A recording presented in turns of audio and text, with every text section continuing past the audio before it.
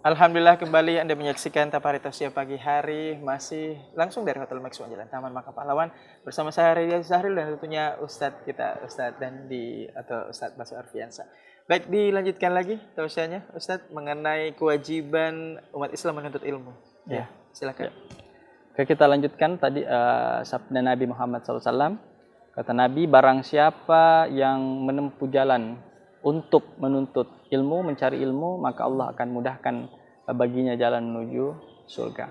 Dalil ini kami sampaikan kembali adalah bukti bahwa Allah Subhanahu wa taala itu mengangkat, berjanji kepada kita untuk mengangkat derajat kita, kemudian Allah berjanji untuk memasukkan kita ke dalam surganya Allah Subhanahu wa taala sebagaimana dijelaskan di dalam surah Al-Mujadilah tadi juga di ayat 11. Jadi Allah itu sudah berjanji dalam Al-Quran bahwa orang yang pergi untuk menuntut ilmu itu maka akan diangkat derajatnya.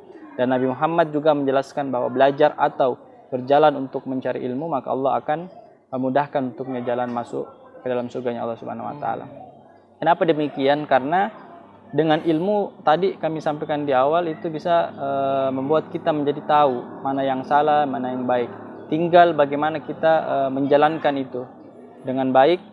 Karena kalau kita berhasil, kita sukses menjalankan ilmu-ilmu itu, maka insya Allah kita akan selamat dan dimasukkan ke dalam surganya Allah Subhanahu wa taala karena kita mampu mengamalkan ilmu-ilmu itu. Amin ya rabbal alamin. Nah, ini saya tiba-tiba kepengen bertanya nih Ustadz ya. Oh iya. Ini kan temanya kewajiban menuntut ilmu. Ya. Nah, kalau misalnya ada orang-orang nih ya, istilahnya nggak punya tujuan hidup gitu, tidak menuntut ilmu, itu hukumnya apa tuh? Apa lantas serta-merta mereka masuk neraka atau mereka cukup berdosa aja atau nggak jelas posisinya atau gimana tuh Ustaz? Ya. Pertanyaan sangat sulit. Pertanyaan sangat sulit ya. Tapi tentu orang yang tidak belajar, orang yang tidak punya ilmu itu akan rugi. Bukan hanya rugi di dunia, tapi juga rugi di akhirat. Kenapa? Karena dia tidak tentu arah. Sedangkan ilmu itulah yang akan menentukan arah jalan kepada kita, mana yang baik, mana yang benar. Banyak orang-orang terjerumus ke dalam kemaksiatan karena dia tidak belajar. Gitu. Jadi sebenarnya masalah-masalah seperti itu sebenarnya kembali kepada diri kita. Kami mengajak kepada pemirsa untuk merenungi seberapa pentingnya menuntut ilmu itu. Menuntut ilmu itu tidak selamanya harus di sekolah, tetapi juga banyak yang kita bisa dapatkan dari pengalaman-pengalaman kita di luar sana. Banyak majelis-majelis ilmu yang kita bisa datangi tanpa harus melalui proses-proses administrasi dan sebagainya. Banyak sekali, malah gratis dan sebagainya. Sisa kita bagaimana merangsang diri kita untuk mau belajar dan memahami agama ini, khususnya agama ini ya, bukan berarti ilmu-ilmu yang lain tidak dipelajari, tetapi ilmu yang dimaksudkan di sini adalah ilmu syar'i. Begitu. Oke, ilmu syar'i yang istilahnya nampak kasat mata, yang untuk peradaban untuk ilmu pengetahuan teknologi seperti itu ya, seperti ilmu-ilmu matematika, ilmu psikologi ya, ilmu alam, ilmu sosial seperti itu Ustadz ya. Baik, adapun kalau ilmu yang lain seperti pendalaman agama itu kembali lagi ke personalnya masing-masing ya, seperti apa kemudian perjalanannya, kebutuhan mereka untuk bisa sampai ke situ.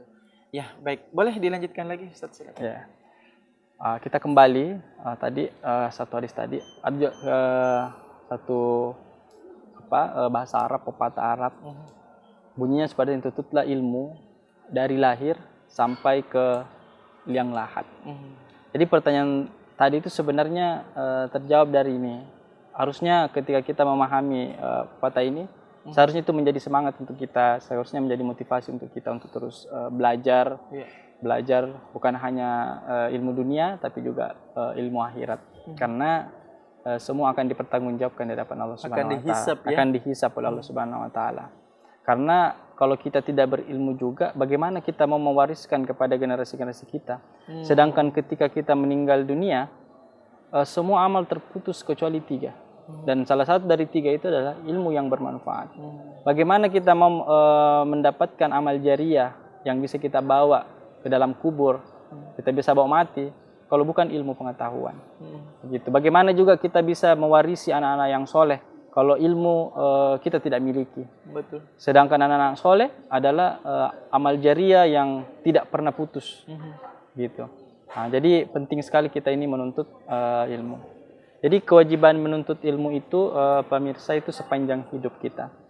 Mulai dari lahir sampai mati.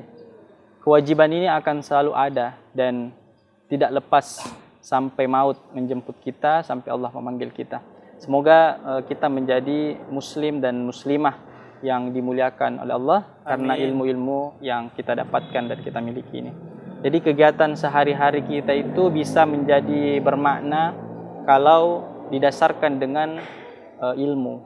Jadi kita akan mendapatkan ganjaran sebenarnya yang sebanding dari Allah atas apa yang kita perbuat. Sehingga peranan ilmu ini memang penting dalam kehidupan manusia. Nah, kita sebaiknya selalu belajar dan menjadi pendengar ilmu dari para ulama khususnya. Dari para guru, para ulama. Gitu. Jadi sebagaimana juga dalam sabda Nabi Muhammad SAW, barang siapa yang menginginkan kebahagiaan dunia, maka tuntutlah ilmu. Dan barang siapa yang ingin kebahagiaan akhirat, maka tuntutlah ilmu. Dan barang siapa yang menginginkan keduanya, maka tuntutlah ilmu. Ini sepertinya agak-agak mirip dengan doa sapu jagat juga ya Ustaz? Iya. Yang kedua-duanya bisa dapat antara keseimbangan antara dunia dan akhirat. Rabbana atina fid dunya hasanah ya. Wa fil akhirati hasanah wa qina adzabannar. Masyaallah. Ya, baik, dilanjutkan. Ya. Jadi ilmu ini memang kalau kita mau keduanya ya dituntut dengan baik. Tapi tentu perlu kami tekankan, ilmu dituntut tapi harus selalu dibarengi dengan adab. Jangan sampai ilmu yang kita tuntut justru akan yang harusnya mengantarkan kita masuk ke dalam surganya Allah, tapi justru membuat kita masuk ke dalam nerakanya Allah Subhanahu wa taala. Jangan sampai. Makanya harus selalu dibarengi dengan adab. Makanya ada pepatah mengatakan al-adab faqal ilmi. Adab lebih utama, tinggi, lebih utama daripada ilmu. Karena kalau sekedar berilmu, iblis jauh lebih berilmu daripada manusia. Karena hadis Al-Quran sebelum dia turun dia sudah tahu. Bahkan hadis pun dia tahu kenapa hadis itu turun dan sebagainya. Kita harus butuh belajar dan sebagainya. Bahkan kita butuh belajar dari mereka ya. Walaupun mereka ini terkutuk ya, tapi dalam artian ilmunya. Ya, seperti itu ya. Masya Allah. Baik, kita akan kembali lagi. Kita tahan dulu. Usai jeda berikut ini tetaplah bersama kami pemirsa yang budiman.